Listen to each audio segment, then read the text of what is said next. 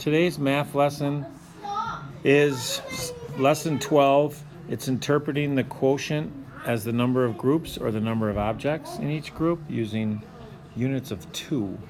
So we're basically working on some more division using tape diagrams. I'm going to do number 6 from their homework. The students can do it along with me in their books if they'd like.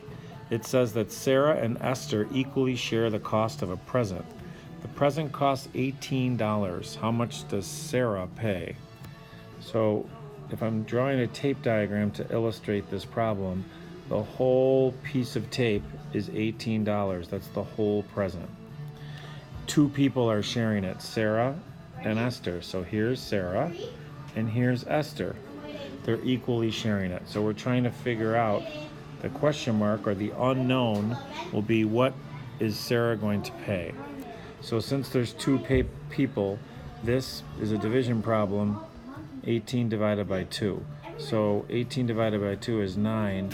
So both Sarah and Esther will pay $9.